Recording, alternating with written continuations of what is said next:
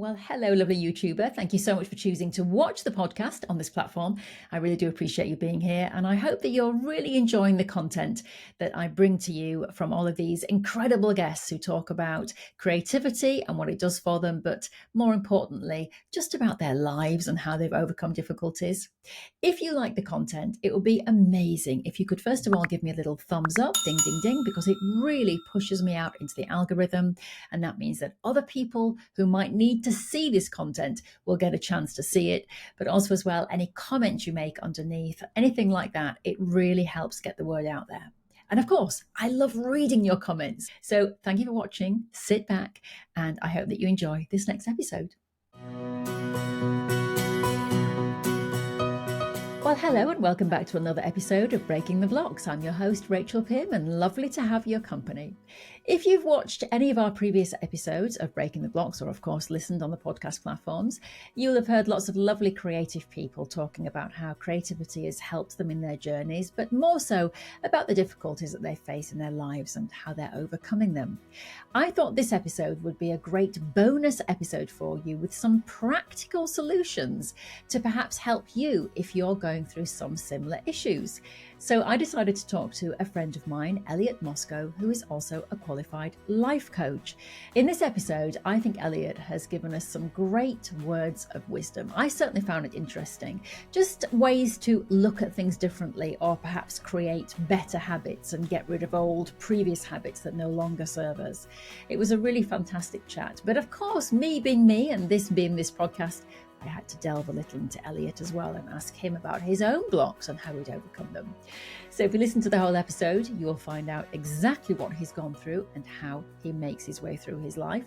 But also, as I say, you may find some things that will help you in your journey. If you do like anything you hear, please drop a comment below, because I'm sure other people would like to know the kinds of things that we're talking about in this episode. So sit back, relax, enjoy, listen, and maybe learn a thing or two.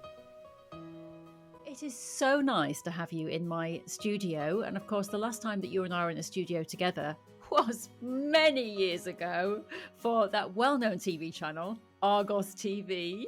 Oh my goodness, rest in peace. Can I tell you the most bizarre thing just about that, Elliot, is that I worked for Argos TV as a presenter. Obviously, you were working there. We'll come to that in a second. And then when I left there, I did voiceovers for them for about a year and a half.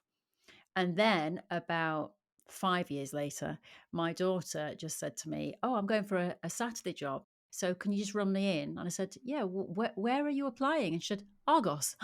And she got the job, and she's worked with them for 3 years. So Argos have actually paid our livings for some time. So thank you, Argos. Whenever I see their vans with the big smile on the side, I'm always like, yes, I smile back at Argos fondly. You obviously were my presentation manager. We used to have many lovely little chats on the desk, didn't we, about the goings on at Argos TV. But life has changed hugely for us now, and of course, you are now living in the States. I've got one question for you. With you being in the States, do Americans call you Elliot Moscow? They do. They do. They say Moscow when they can hear it, because I do have to repeat it quite often because it's such an unusual surname. And so, yeah, they get there, but they do. It's a hard cow for sure. Anyway, Elliot, I just know you as lovely Elliot because you were always so lovely to me. You were a very nice man. And it's really interesting now with what you're doing, because the reason I brought you on Breaking the Blocks is you are a life coach, fully trained. I will just say to people, it's not like he's left Argos yesterday and just decided to do this. You have been doing this for some time now. But when I chatted to you a few weeks ago and I said I'd like to get you on because obviously we're talking about breaking the blocks, and I thought it would be a great angle for people to understand perhaps a bit more kind of psychologically what's going on when we have these blocks.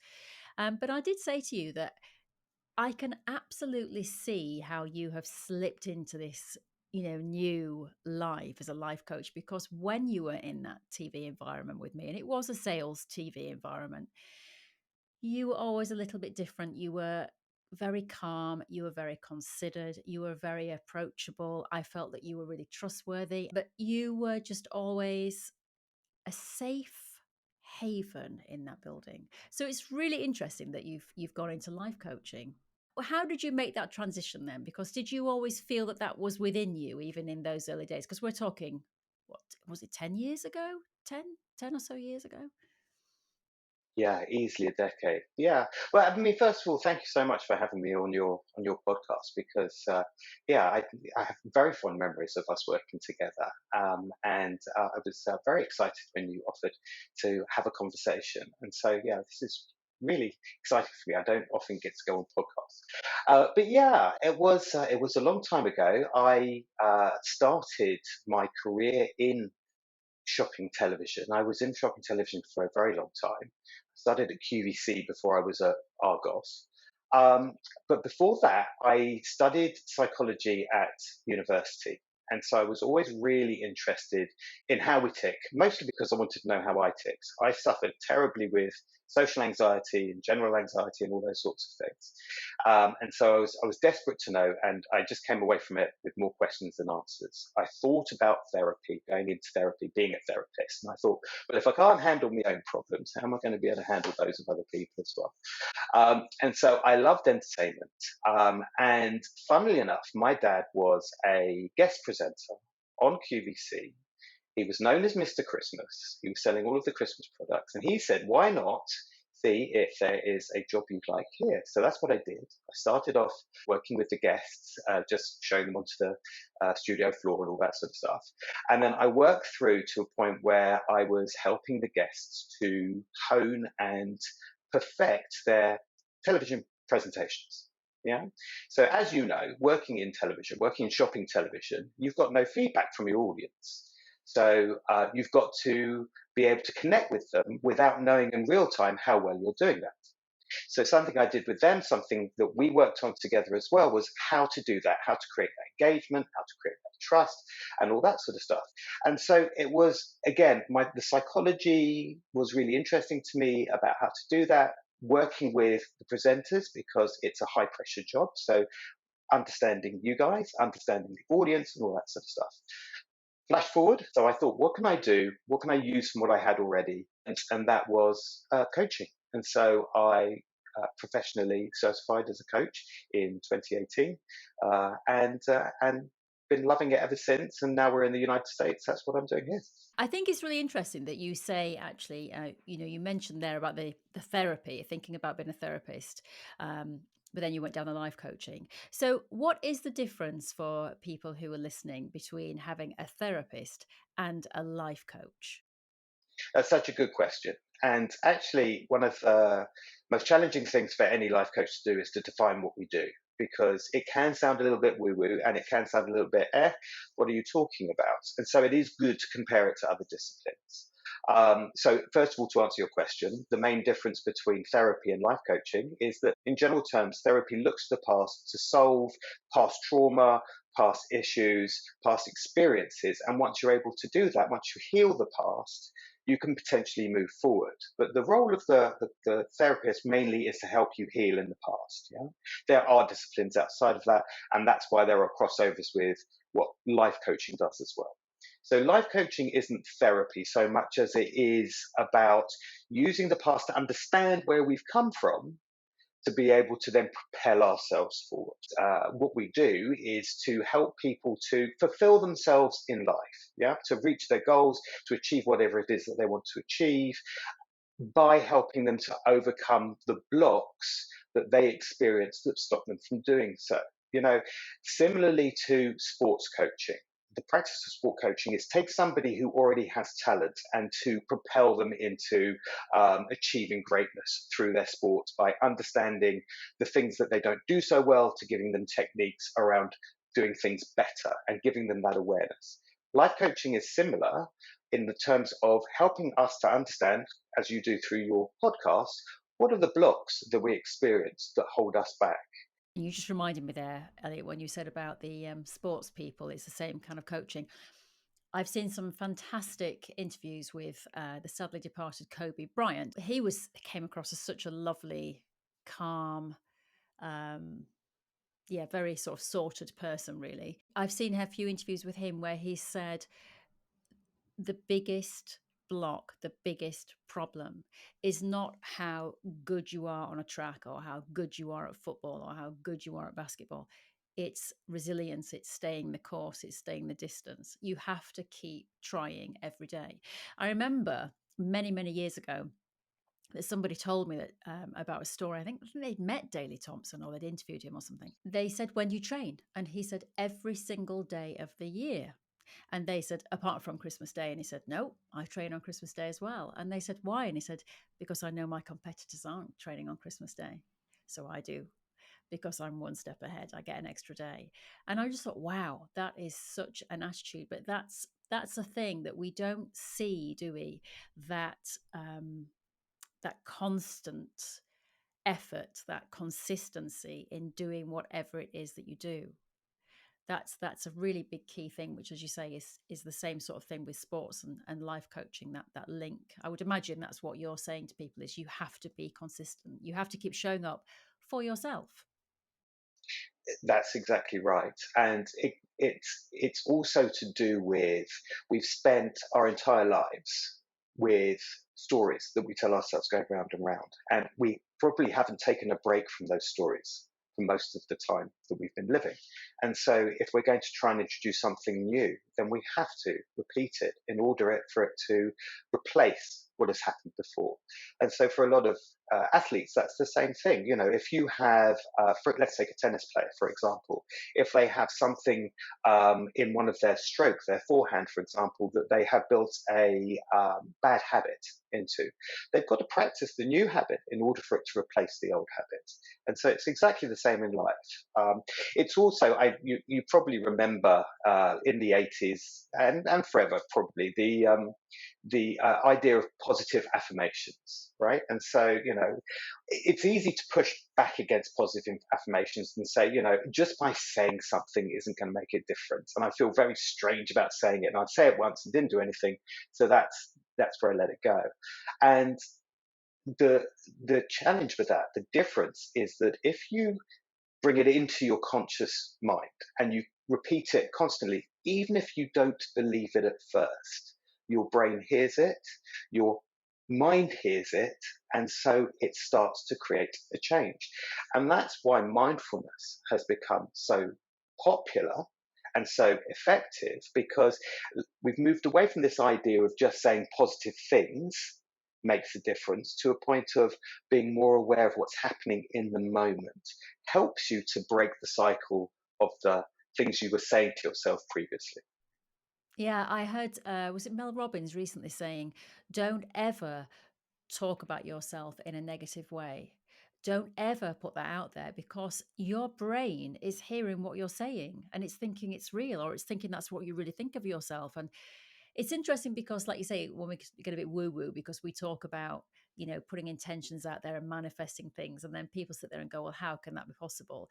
And I did a breakdown recently on my Instagram of a Buddhist practice that I'd read and I translated it. And he was brilliant, this Buddhist, because he said, you literally manifest your life in front of you. Now, so many people will go, well, how is that possible? Now, I'm not saying you can manifest a lottery win. It's ridiculous.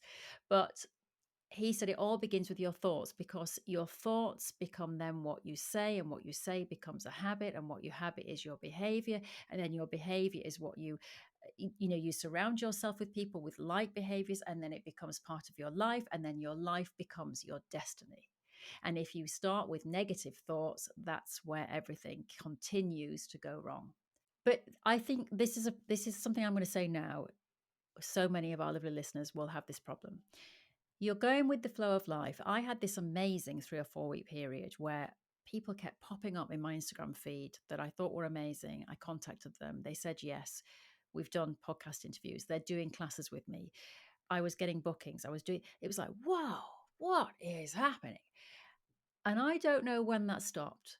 But now, this week has been horrible for me. I've had 3 days of feeling like I've been stuck in a bowl of jelly, and not a pleasant jelly that you want to eat with ice cream, just stuck. I did it yesterday. I was talking to a friend yesterday. Oh, well, this and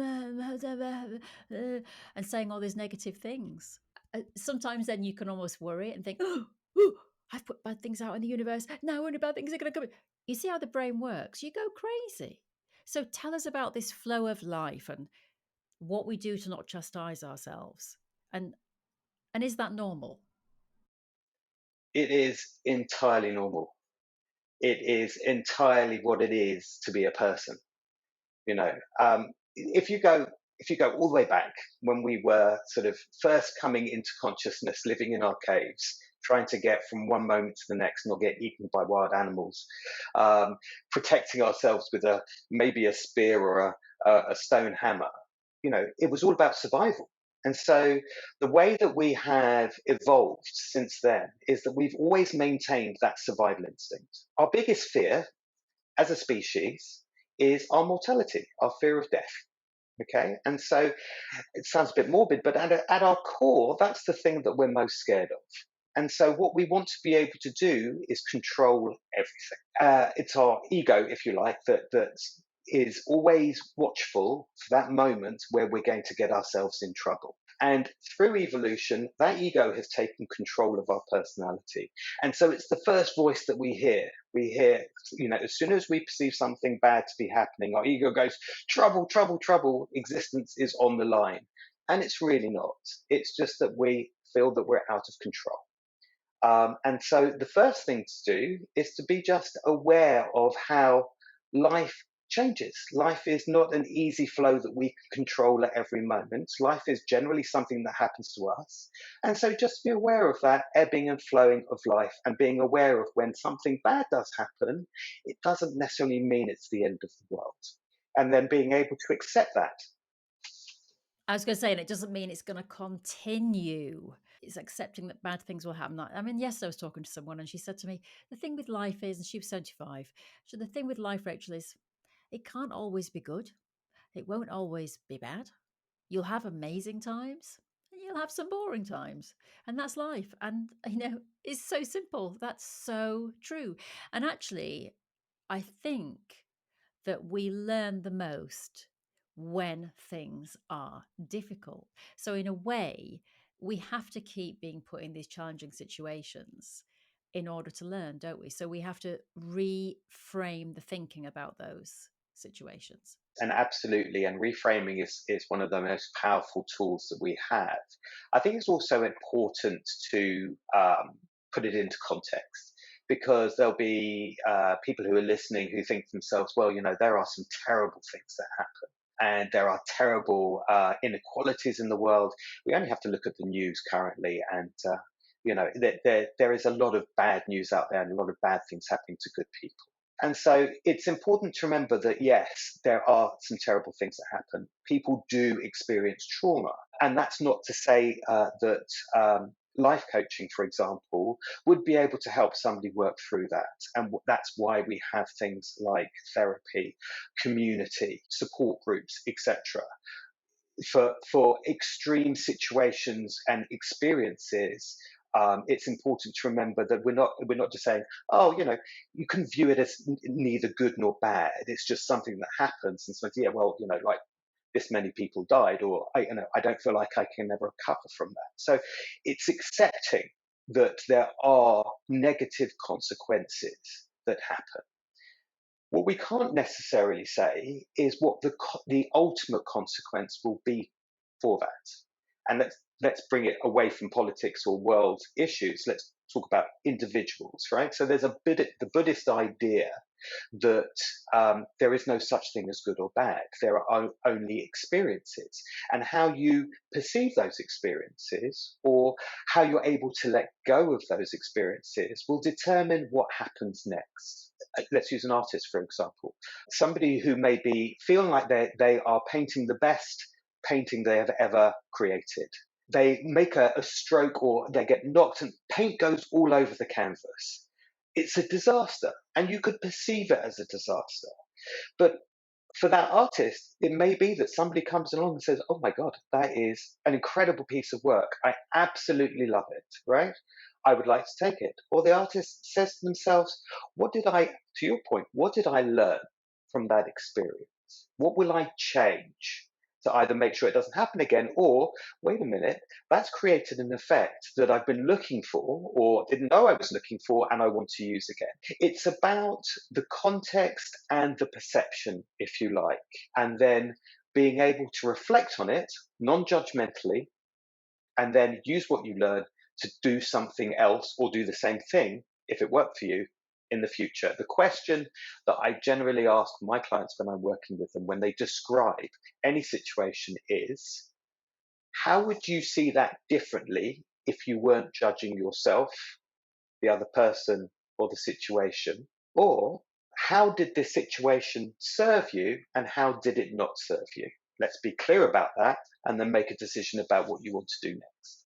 Yeah, that's such a good that's such a good question to ask someone about how you would perceive it if it wasn't you.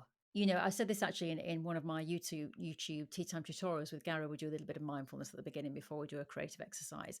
And I remember saying to him that I had said I was going to start the gym at the beginning of the year. And I think I did. And then I didn't go for like the next 3 days. And I told myself I was going to go. And I wasn't feeling very well because I get a lot of migraines and I was feeling a bit pre-migraine. And so I didn't go. And then on the Friday morning, I woke up and my first thought was, oh, I should have gone, I should have gone, I should have gone. And I said to Garrett, if my friend said to me, oh, I didn't get to the gym this week, Rachel, I said I was going to go and I didn't get there. I didn't feel very well. I had a bit of a headache. I would say to her, it doesn't matter. Go tomorrow. Go on Monday. You'll start. You'll get into it. When it starts feeling right, it'll work for you.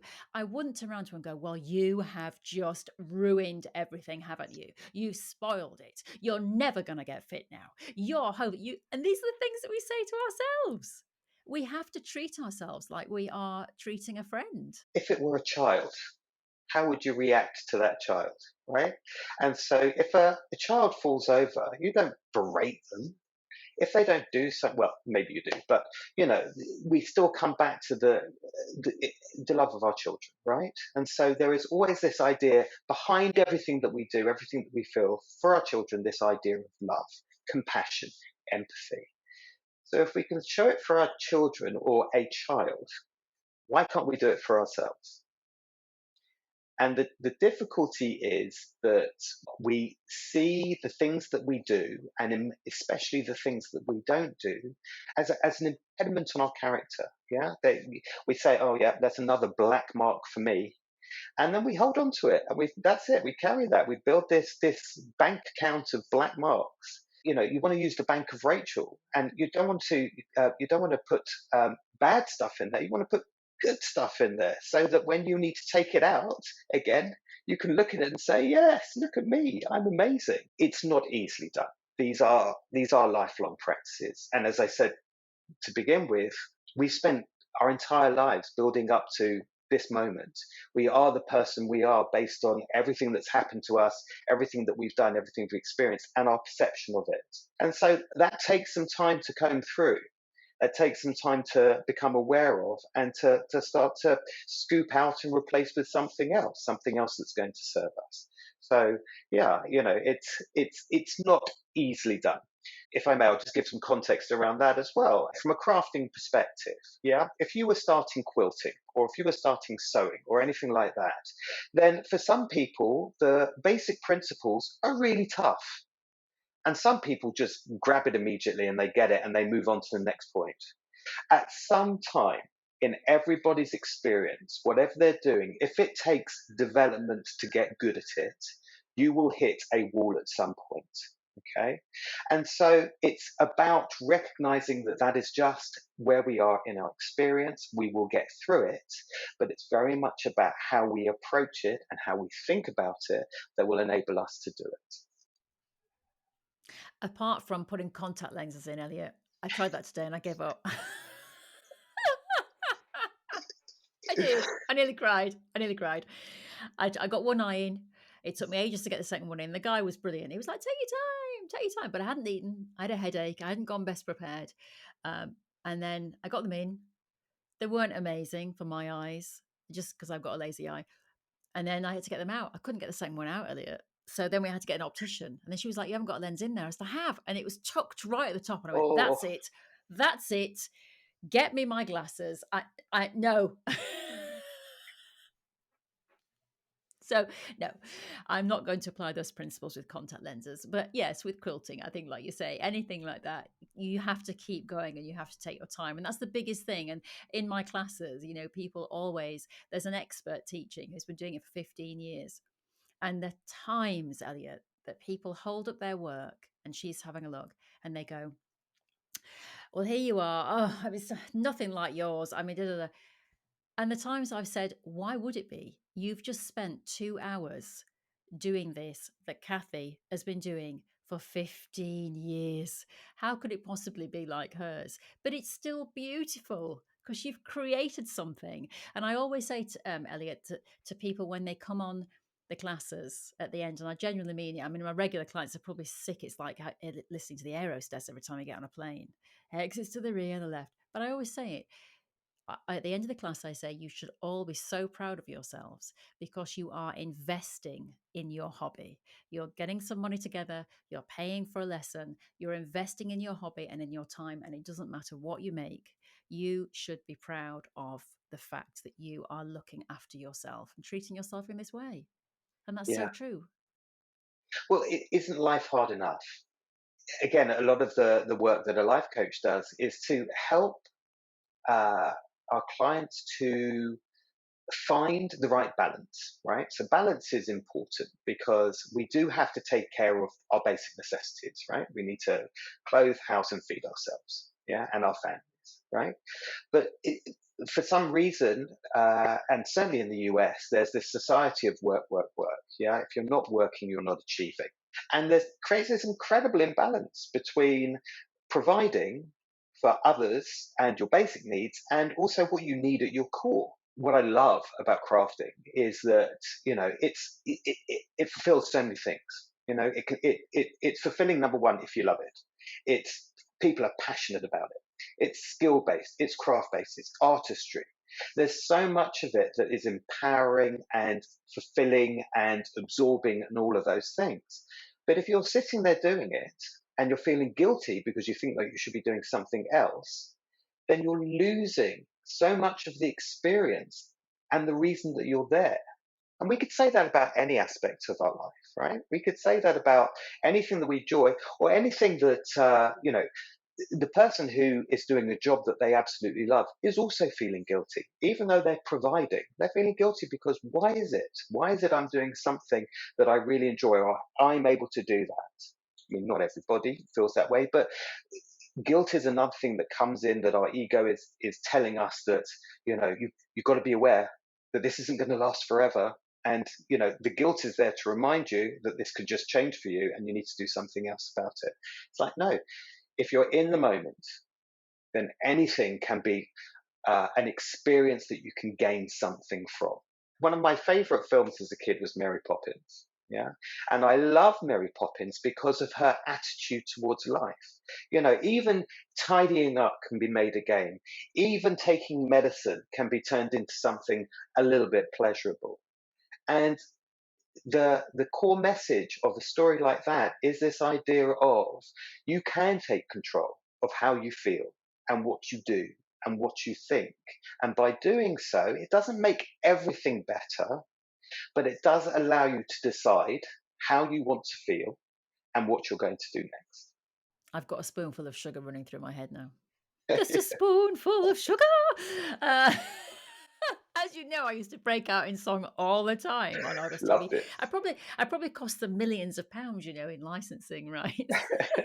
I always used to only sing 6 seconds. I would go, that's it.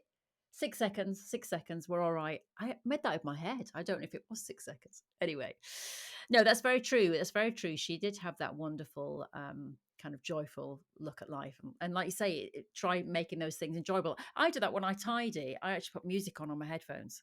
So I'm moving and dancing and tidying. If you just kind of look at it in a drudgery way, oh, I'm going to do this, but if you just think, right, it's not great. If I'm tidying, I'm not sat in front of my computer. That means I can listen to music and I can play it really loud. And when I'm running around the house and tidying, I'm listening to my favorite music. So as you say, it's a reframe. It's interesting because we're talking a lot about the ego, and I think, you and I have talked about the ego and the soul. I'm interested to how we start listening to that soul, because one thing you and I have talked about is, I think I'm right in saying, when people come to you, one of the biggest blocks, Elliot, is fear, which we touched on earlier with the caveman.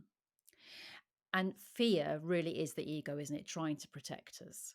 So, because I know years ago, when I read books like, about the ego, I thought that was just like, oh, you look in the mirror too much if you're an egotist. No, it's not about that. The ego is about trying to protect us, keep us safe, but that keeps us actually restrained, and that stops us from doing things that our souls really want to do. So I'm thinking that when clients come to you, that must be one of their biggest problems, is fear. 100%. It's the thing that holds people back in whatever context you want to put it. I talked about anxiety earlier. That's part of fear. Stress. That's a part of fear. Again,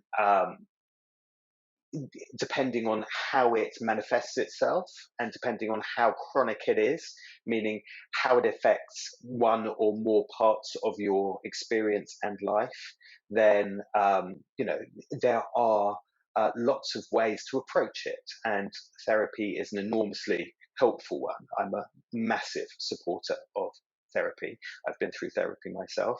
I don't think it's a one and done. I think there's always opportunities to do that. I'm also a big supporter, in the right context, of pharmacology, psychiatry and medication. And sometimes things are so bad chemically that the only way to be able to solve it is through medicines. And I'm, again, a massive supporter, in the right context, of that as well. But to answer your question, fear is a huge thing. And again, each person is different, and the way they experience it is different, and the way it manifests itself is different.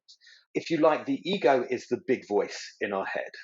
There's also a little voice in our head that wants to be heard, that wants to be bigger, but is drowned out by the ego. And it's that part of us that we, again, individually, some people experience more than others, where we hear it and something just makes sense. It connects with who we are at our core.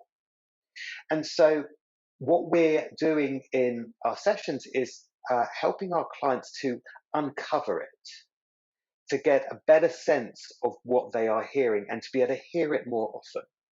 Okay. And so when we've got that ego voice inside us that's telling us that the world is about to end, in whatever context that is, a good way to think about it is like this: when we're fighting that impulse to put it into negative terms, or to create fear for ourselves around it, is that if you put, for example, if you put your hand on a hot stove, how long would you keep it there for? Okay.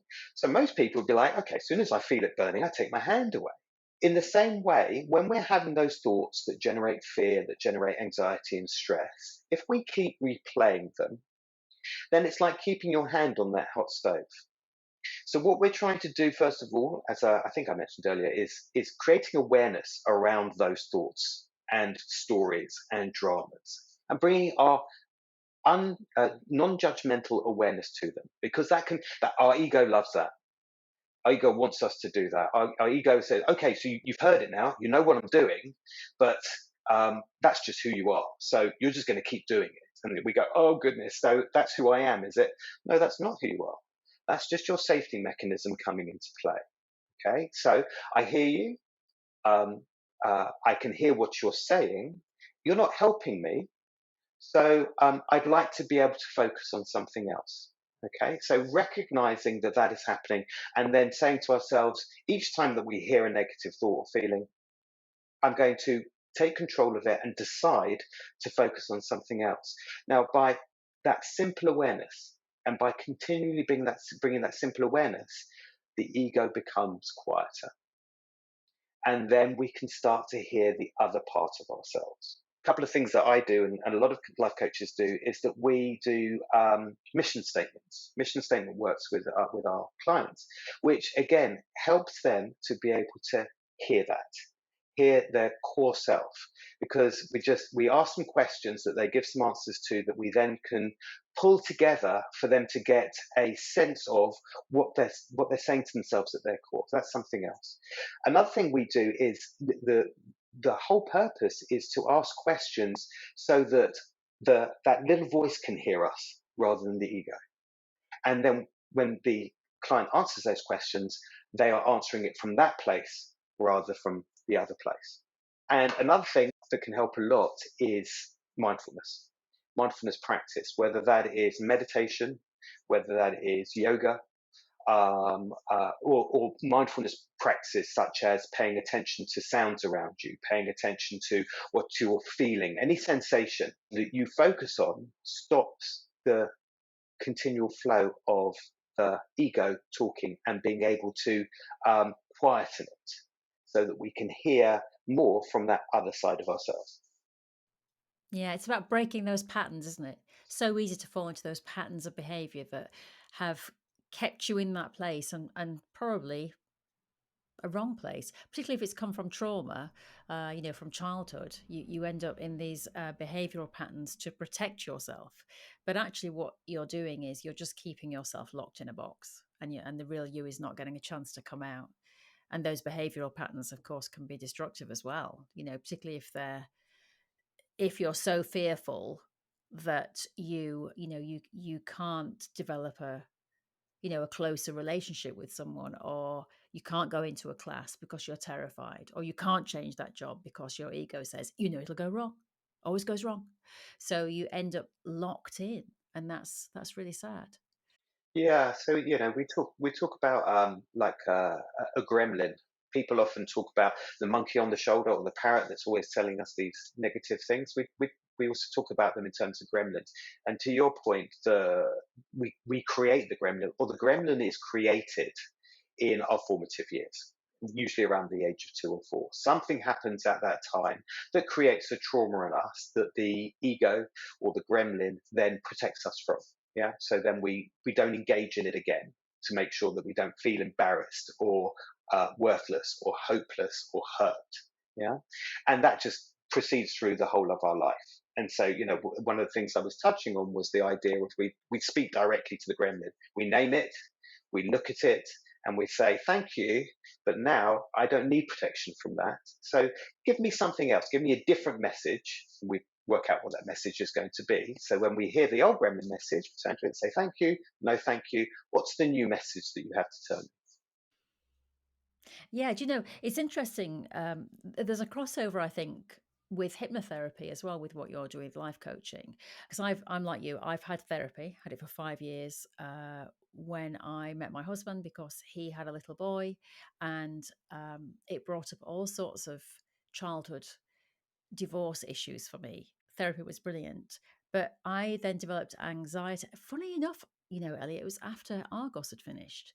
And I think I had a nervous breakdown because I'd been traveling to London for 2 years up and down that motorway in my little MX-5. Do you remember that? You remember that guy who brought in the cleaner and stripped the back paint off the boot? Fabulous product. Yeah, fabulous.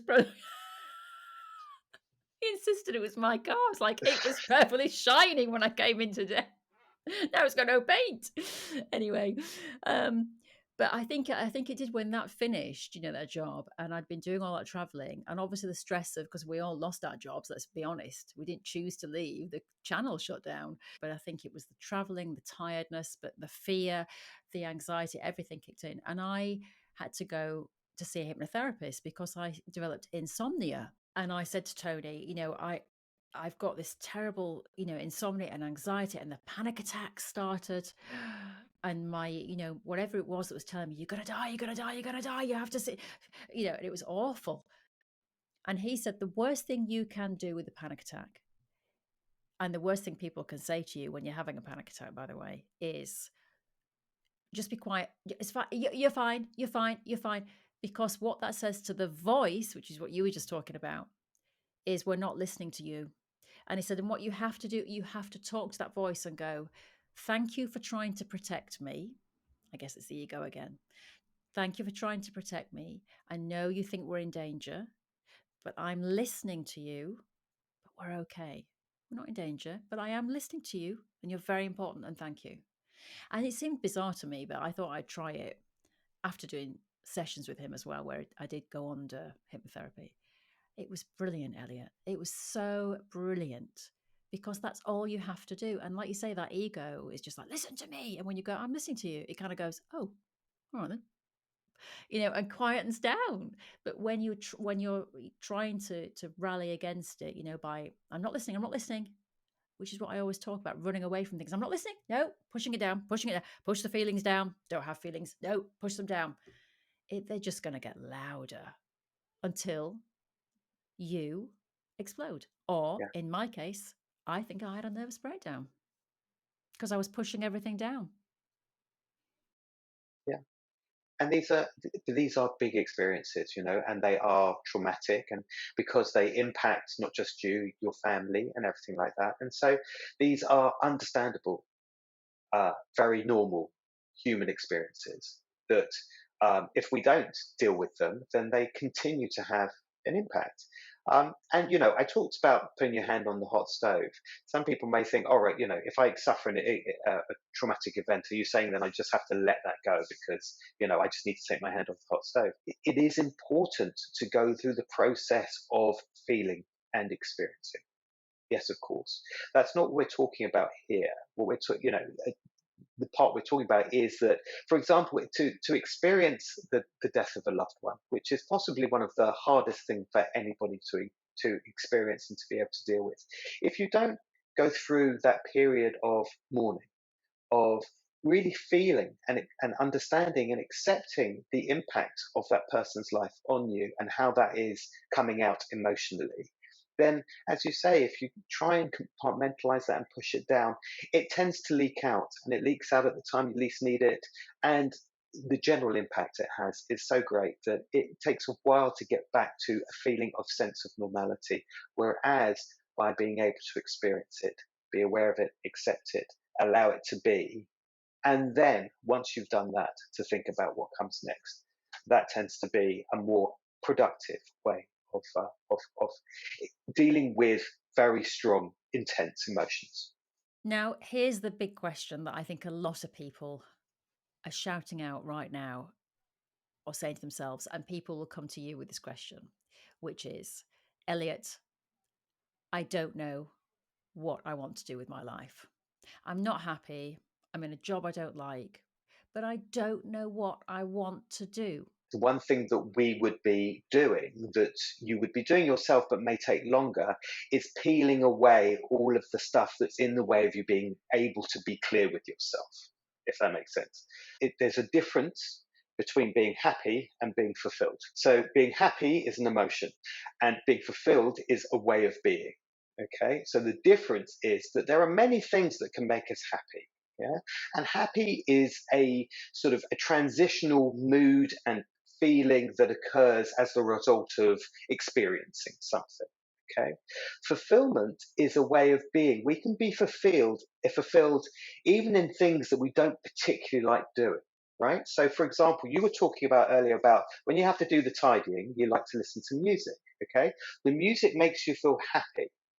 You get fulfilled from the whole experience because you're doing something that makes you feel happy and you're getting something done. You feel value, you feel like you've achieved something. The deeper sense of fulfillment is when you're really doing something that you're passionate about. Passion is the source of fulfillment, whereas something nice and a nice experience is the source of happy. To take the next part, you feel that what you're doing now is quite significantly different to what you were doing before, but there's still an aspect of what you were doing before and what you're doing now. Okay. And so part of what we would do is to uncover those things. What are the things that fulfill you, the things that you want to do rather than you feel like you should or need to do? What are the things that you're passionate about? Because without passionate energy, we can't achieve anything. Another thing that is absolutely key to this, key to fulfillment, can only be found at our absolute core, is our values. And so by understanding what our values actually are, we can employ those into whatever we're doing. So the simple idea is, especially for your audience, is that I want to have fun and I want to feel creative. So those are two really good indicators for what somebody should do next if they have those two values. What's important to identify the difference between what your value is and the values that you've been given. Okay, so we learn a huge number of our values through our parents, through our teachers, through our peers, again in our formative years. So we say to ourselves, well, you know, I should be more giving, and I should help others, and I should do this and I should do that. Every time we use the word should, it generally indicates something that is come from somewhere else that we don't actually want for ourselves. As soon as somebody says, yeah, I want that, or I like that, or this is important to me, let's discuss that, let's explore that. And then when we get to a key list of, let's say, an arbitrary 5 or 10 values that are really important to that person, that are essential, authentic values to that core person, then we're getting somewhere, because then they can look at their life and they can look at the things that they're going to do or about to do, whatever it is, and use those as their guide, as well as their passions, as well as their skills and whatever else it is that they want to bring into that cauldron mix, decide on their next move.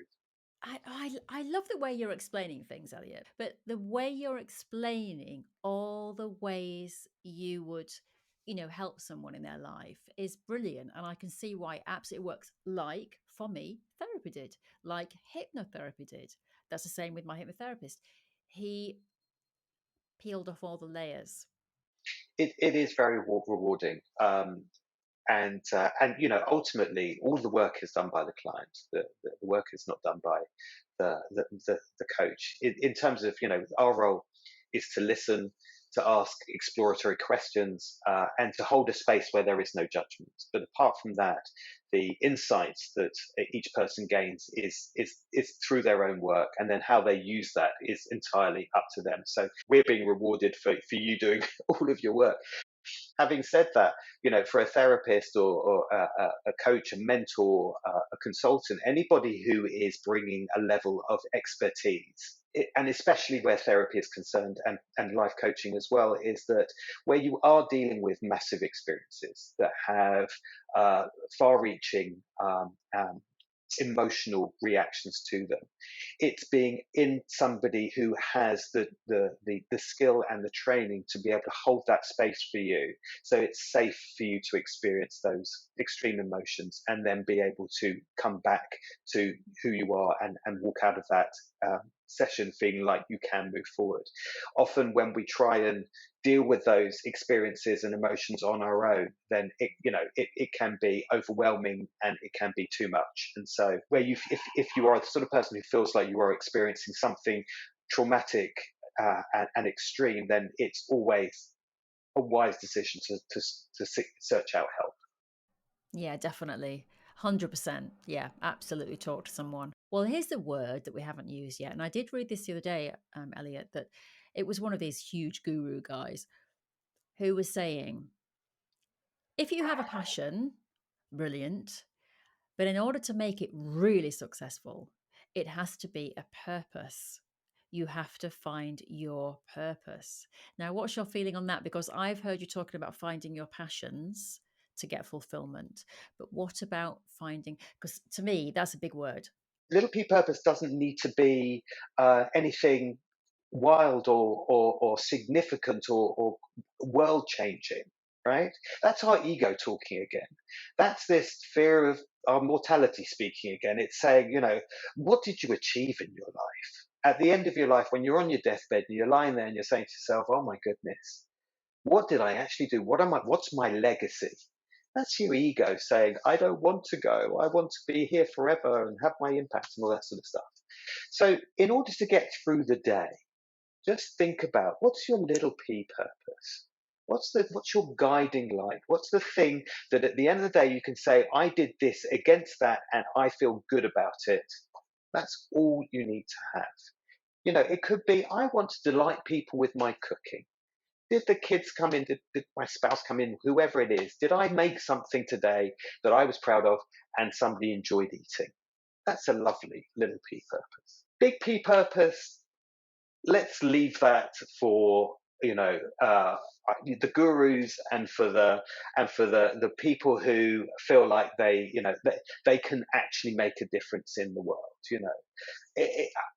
Again, it's big P purpose is, again, comes out of the ego, and ultimately can be very destructive to how we experience each moment of our life. So my advice to myself, and I'm not suggesting this for you or for your audience, is that I leave big P purpose alone. It's not essential to me. And if one day I have a enlightened moment where I suddenly have this message from wherever, inside, internally, or externally, that says, go forth and do, then maybe I'll follow it. But until then, I'm going to focus on the balance in my life between giving for me and giving for others. I like that, Elliot. Do you know what else that big P stands for as well? Purpose. Go on. Pressure. Pressure. You're putting pressure on yourself by asking that big question. I love what you said there about if your purpose that day is to delight your family with a really lovely meal that they enjoy. How nice is that? Then you've achieved your purpose that day. Break it down into days. Break the blocks. Exactly. And to your point, again, some people's perception is that working with a life coach, you go away from each session and you've got this massive task that you've got to do. And the thing is that sometimes you walk away and you have no action to do. The insight that you've gained from the session has been powerful, or what tends to happen is that people gain insights outside of the session and then they decide what they're going to do. But we also talk about baby steps, always baby steps. What is the thing that you can get done today that's going to make a difference? Okay. If all it is this smallest thing, it doesn't matter because you've still done something. And just know it's going to take a little bit longer. And so timeline is important. And so for you, using your example, whether it's the 5 workshops in the year, that's still the big goal. That's where I want to be. But I'm not going to just throw myself at it. I'm going to do it in a way that makes sense for me, but within the time that I have available to me. And so take all the time you need, just know that it's going to take time to do it. And that's also really key, because really coaching is about, as it is in sports coaching as well, it's about raising confidence. And so if your confidence is not rising as you're doing this stuff, then there's no point in doing it, because it doesn't get you anywhere. It's just very short term. So it should be about, okay, if I've done that, and actually I feel better about it, I'm going to bank that. I'm going to use that when I do my next thing, and then the next thing, and suddenly I feel more confident in other areas of my life as well. The theme of your podcast is breaking blocks. Our blocks, they can be external to us. So, we could have an environmental block, right? So we're trying to get something done, and there's we're next to a busy street. And so, the sound is distracting. And so that can be a block. The things that tend to hold us back on a continual basis are in internal blocks. So we talk about 2 main blocks, if you like, in life coaching, and they are assumptions and expectations. So an expectation is that you expect something to happen because it's happened before. If I try this, I'm just going to fail because that's what happened before. An assumption is a core belief about something that limits you because you believe it. For example, I should have started doing crafts when I was really young because I'll never have the experience or skills to do it if I start now. So those are 2 examples of major blocks. If we really examine those without judgment and say to ourselves, how true are those things that I'm saying to myself? Let's really explore the idea of, did all people who became good at crafting, did they start when they were in their infancy? No. Just because you didn't get this role, does that mean that you failed at every interview that you've ever had? No. Right? And so once we start to break that down, again, with fighting that ego that's saying to us, this is what's going to happen, watch out. Something that I suggest, and life coach only suggests, we never tell our clients to do anything, is to start a judgment journal. And what you do is, as often as you can, You write in the journal all the negative thoughts that you have in the day when they happen. If you can do it, obviously we have lots of things happening to us during the day, which mean we can't. But at the end of the day, write them down and then just take a look at the end of the day, non-judgmentally, not saying, "Oh, look at me, I think terrible thoughts," and stuff. Just look at it and say to yourself, "Look, these are the thoughts. Do I believe them? How are they true, and do they serve me?" Okay, and that awareness will start to reduce it because it will break the cycle. And then the next step is to go, what would I prefer to believe? Even if you don't believe it, write it down. This is not true. This doesn't serve me. I would prefer to believe this, and break the cycle. That's so good in terms of how to break a cycle. Because I do it. I get trapped in cycles. I get trapped in these thoughts that go around for like 3 or 4 days. And then I get really stressed that I'm in a cycle, that I'm never going to get out of it. That, like I said, like I started the interview saying that I've had 3 bad days. And because I've had such an amazing run of weeks, I'm like, oh, no, no, no, no, no, no. No, I'm grasping on because I'm like, no, I can't slip down that hill again because I've been down Yeah. that hill. It's horrible. Make it a constant practice where you can, because as we said, it's repetition. It takes time to uncover and scoop out the old and put in the new. And it's also, to your point there, I love that because it's such a common experience. It's like you everybody, a lot of people have heard this one. It's like when somebody says to you, "Don't think of a pink elephant on a tricycle," and you're like, "Oh my goodness, okay." Or Yeah, like when somebody puts a tune in your head, right? And you're like, yeah. "Okay, I can't get rid of it." And the more you try, the harder it is. And so, what can we do about that? And what happens is that with our thoughts, our negative stories, our dramas, they become so continuous that they become silent. But they're there all the time because we're not bringing our awareness to them. And so they're just in the background going round and round and round. And what the judgment journal does is it brings it back up to the surface. And for you to just say, okay, today, actually, even though I thought that only had negative thoughts, I don't. And actually, the next day, I've actually had less negative thoughts, and the next day, and the next day, the next day. And it can be different timeline for each person, but it just helps to break down those cycles. So if you were just constantly thinking about an elephant now on a tricycle, that's going to stick in my head now. A pink elephant on a tricycle. I'm so glad I recorded this because I can just keep playing this now as a constant session. It's fantastic. I'm going to buy myself a journal tomorrow. So great. We've talked about lots of other people. And I know some people will be thinking, well, what about this guy? What blocks did he overcome? So let's just sort of wrap it up with, a couple of things about you, Elliot. So, yes, what has been a very big block in your life that you've overcome and how did you overcome it? I'm going to be so honest with you here because it's really important. When I went into life coaching, I I expected. There's the expectations again. I expected to be working with all these incredibly enlightened, sort of richly positive, nothing can hurt me. I'm above it all type people. And what I found was, you know, grounded but completely human, completely normal people who suffer with all of the same fears, anxieties, troubles, worries that everybody else does. So, just to put that into perspective, I have all of these tools. It's important as a coach that I work with a coach because I'm constantly looking at my own self development as well. So, but to answer your question, as I think I was saying earlier, one of my biggest blocks was social anxiety. And to this day, coaching, working with a coach, working with a therapist, working with these tools have been essential to it.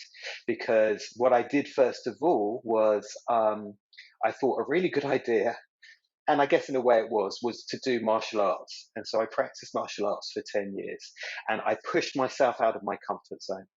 But without a proper safety net, if you do that, it can be, at best, it doesn't do anything at all. At worst, it can be really damaging.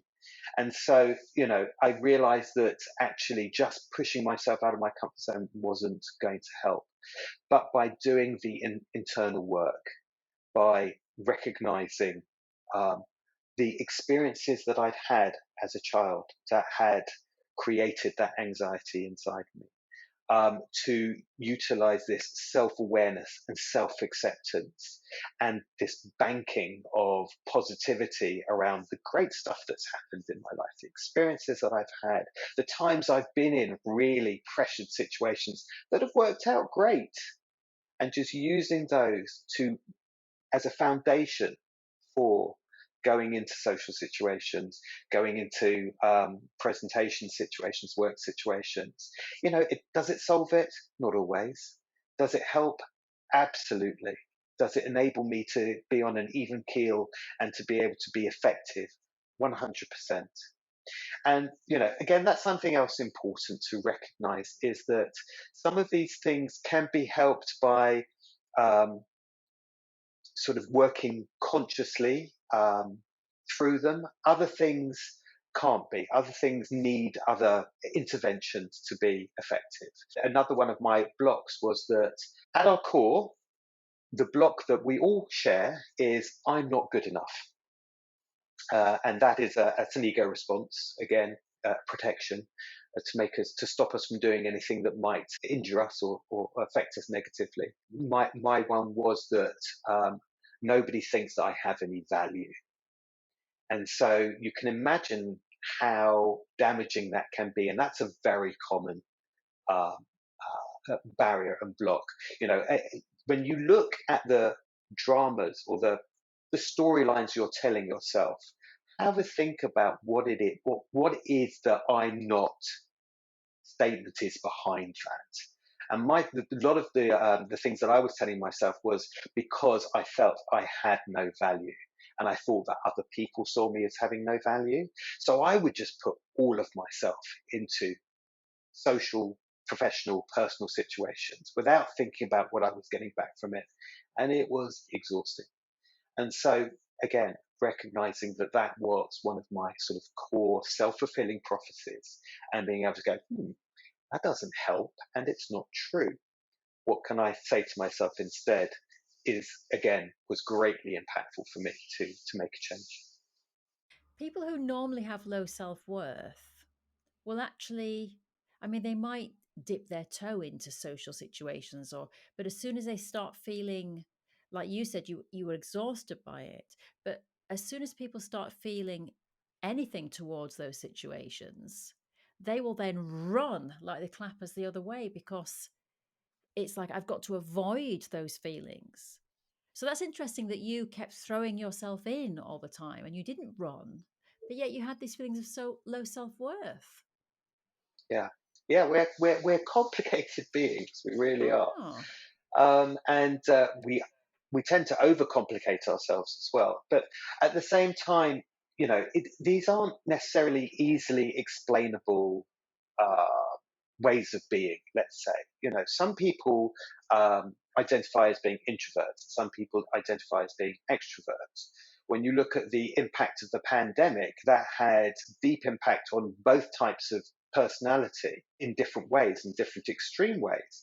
Interestingly, some people, it's because they identify as one thing or another that they believe they are that way. But at their core, they're actually more of a balance between the two. So if you believe yourself to be an introvert, and you find yourself in a social situation which really creates a huge amount of anxiety, then one of the questions to yourself is there a level of comfort in which I can approach this situation?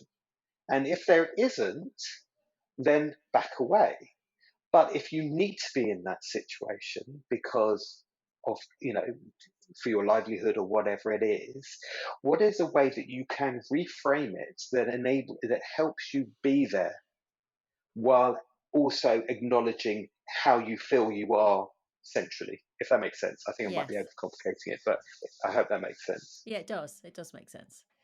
So, when we were at Argos together then, did you Yes. did you have those feelings then that people would think you didn't have any value? And you know what? It also tends to be a way that we transfer it. So when I was saying that I didn't believe that other people felt I had value, it was really myself saying it to myself. Right? I didn't feel like I had that. I feel like I have to prove myself. So to answer your question, yes, yes, and it's a it's a constant feeling, but at the same time, for the reasons I've described, that's how I have moved past that. And now even though those thoughts and feelings still come up, I'm like, I don't believe you because it doesn't serve me, and I know where it's coming from.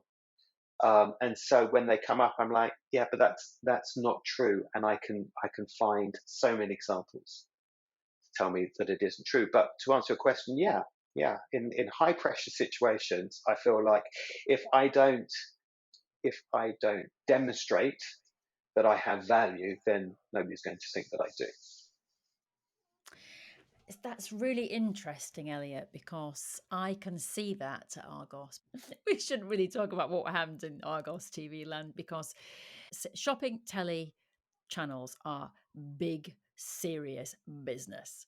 And I only realized that when I went to other channels because when I was at Argos, I mean, it was run with loads of kids on the floor who'd never done any of this TV work or anything before. Some people had, but it was like a big, youth club meeting sometimes. And, there was a lot of stuff that went on that was just, it was just silly.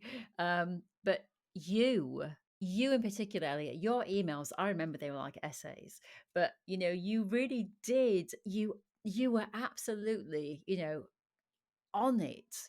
This has to work. This is working. And you would send these long emails to people and you were quite serious. You Yeah, put so much effort into it. And now that makes sense that you were kind of proving your value to yourself as well as to everybody else.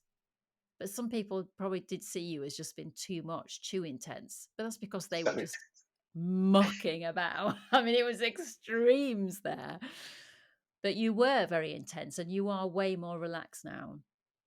But I suspect you've probably seen in me that I'm more relaxed now than I mean, I was like a coiled spring. I tell you something, Elliot, not that it means anything when anybody else says it to you, because it only means it for 5 minutes and then your ego goes, don't listen to her.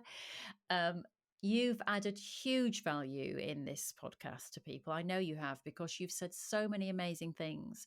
And I've been, as we've just talked about, I've been in therapy, hypnotherapy. I consider myself one of those people who's always searching. And yet you've said some things today that I've gone, oh, ding-a-ling-a-ling.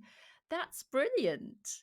Some solid advice, physical things to do, mental challenges, understanding yourself. Honestly, you've been a brilliant, brilliant guest. So thank you so much for adding huge value to my podcast roster of guests.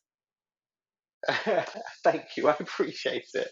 I appreciate it. Yeah, and I hope that your listeners have enjoyed it and that they can draw something from it. And I, I I'm very passionate about crafting as well. We used to have these events where customers and the audience would be able to come in and would have these all-day events where they would crafting, and I'd meet all these wonderful people who were just so passionate about what they were doing. So that's always stayed with me as well. So it's been nice to be able to reach out to that audience again. Yeah, it's a lovely community. It's a lovely community of people.